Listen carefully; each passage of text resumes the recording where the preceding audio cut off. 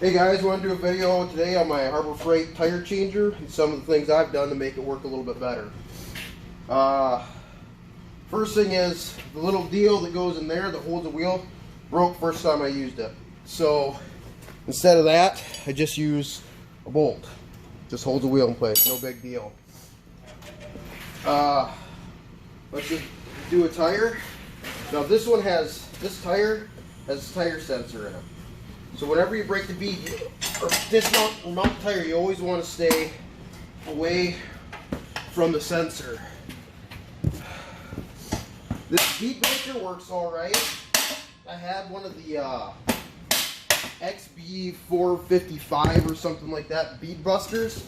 Broke the second time I used it, so I'm going to be making a call to them. I believe they have a 1-year warranty, but I digress.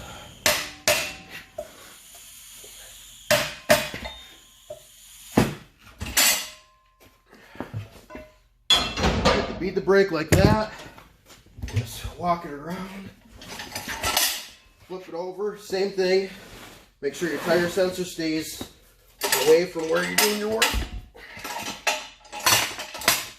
The bead breaker on this works okay. I found what really helps, I don't use the bar that came with it. Again, it's pretty cheap. First time I used it, I actually bent it, so that, and you can actually see in the pipe there's a bit of a bend here, but it was okay.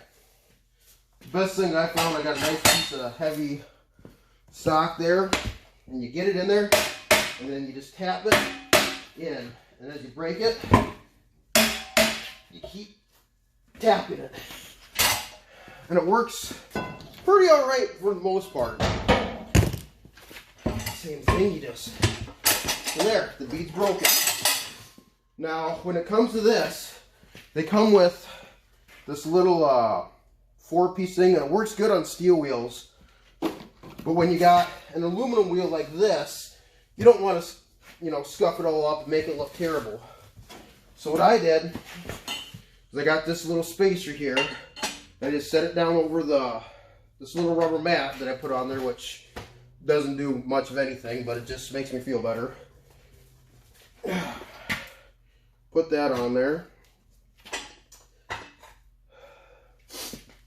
Get my bolt, put that through the hole, and put my tire sensor over here, and then when I go, I'm going to start here and work this way. And then when I mount it, you'll see I'm going to go this way to stay away from that sensor, because if you put too much torque and you hit the side of it, you'll break it, then it won't read, and they're about 80 bucks a piece.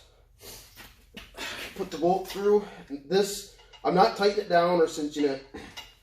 I'm just putting it enough to keep it from traveling too far like that. Now, instead of using that, I use this little comb thing. It's just a piece of aluminum. I got it off Lucid Autowerks. He does a thing on these tire changers really good. He makes some pretty neat stuff. Check him out. Just slip it on there, and you take screw her down, get it tight. This is a tire bar that I bought from Harbor Freight for $5.99. It's definitely worth it. Get it good and tight.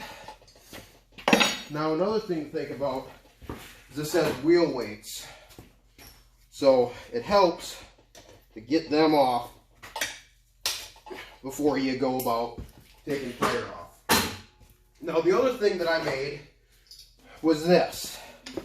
There's a lot of different channels on YouTube that make these things.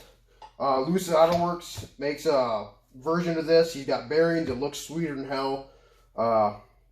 He wants 300 bucks for it.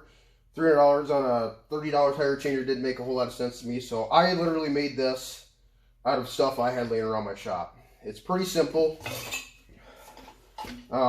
Just got screws that slide along this axis, and I got another screw with a bolt to let this slide along this axis, and this is just a duck bill you get off eBay for 15 bucks or whatever it is. And it just goes on there, sits like that, slide it out, get that over the rim, tighten that up, and then you take your tire changer, your tire bar, excuse me, get that in, pull it up over the tire duck bill, or whatever you want to call it, and get it started. And you come around here, and it just peels right off. And then do the bottom bead, same thing. Take your tire bar, flip in there, pull it up, get going. This is just a pry bar. You can use a piece of stock or whatever. Get it started. And voila, your tire's off. One down.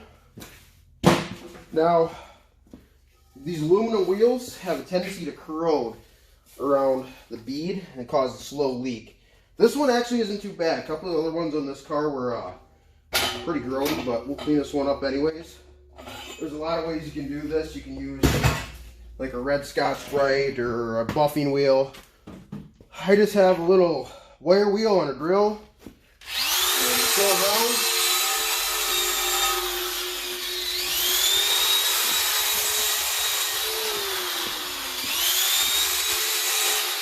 And hit it up quick.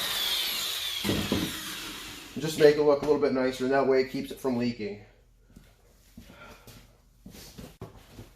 So now we're going to put the new tire on, and what I do is I just have some soap and water, I put it on the rag, and I go around and wipe it. You got to lube the beads up, otherwise, well, you can get it on, but you're going to wind up wrecking stuff. So you just go around, don't need a lot, just enough to make her slip. And again, remember, tire sensor, so we're going to start on the opposite side of the tire sensor and just slip it on. Super easy. Now, we're going to put this bit back on, same as we did last time.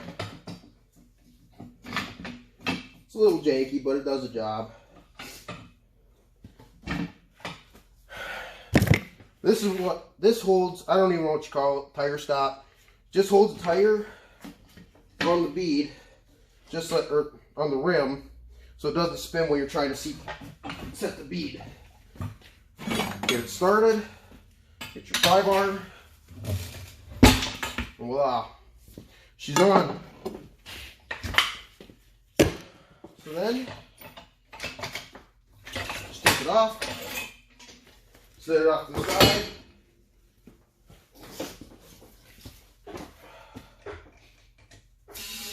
And seat the bead. Now I don't have a valve core in here right now because it makes it easier to break the bead and get the bead seated. So what I do, now this particular tire, when it's on the car, is going to need 35 pounds. So I got my tire core and tool over there on the toolbox. So I'll just go ahead and ramp it up to 40 something PSI. About 30. And then I'll just walk over there, grab it, stuff it in quick, and recheck my pressure. There's 40.